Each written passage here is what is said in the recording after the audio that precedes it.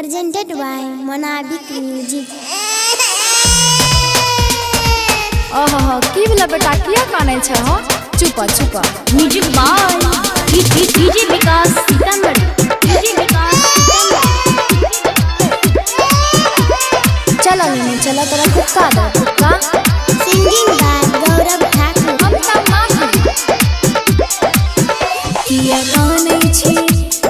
काने छी नुनु तोरा बैलून किनी देबो सुंदर लड़की देखी शादी करी देबो नुनु चुप चुप रे नुनु चुप चुप रे नुनु चुप चुप रे नुनु चुप चुप आगे शादी में हमें 4 चक्का गाड़ी लेबो गाड़ी पर बैठी के हॉर्न बजेबो हॉर्न पॉक पॉक हॉर्न पॉक पॉक हॉर्न पॉक पॉक हॉर्न पॉक पॉक ओ ला ला ला ला ला ला ला चुपा चुपा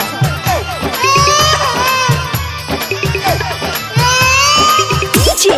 विकास DJ Shri digital audio recording studio Biharigunj Matiyar Kala Sitamarhi मटियार Kala Sitamarhi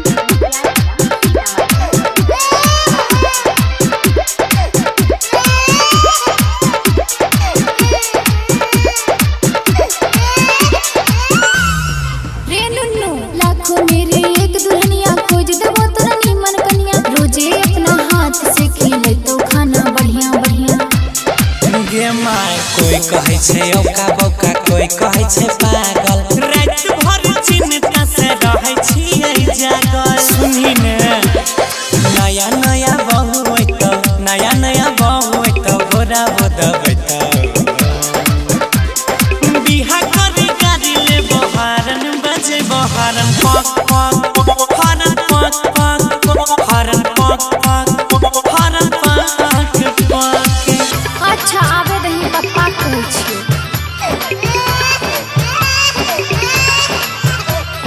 DJ Vikas DJ Shri digital audio recording studio Biharigunj Matiyar Kala Sitamarhi मटियार कला सीतामढ़ी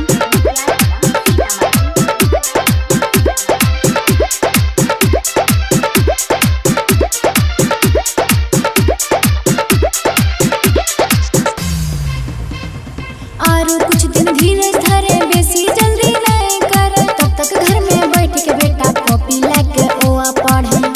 हमें पढ़बो अजय राकेश भैया के बहु बड़ी सुंदर ओकरा देखि के मन भेलै के सुंदर एगो कहबे केतनो बाबू सोना कहबे केतनो गौरव ने लुभैतो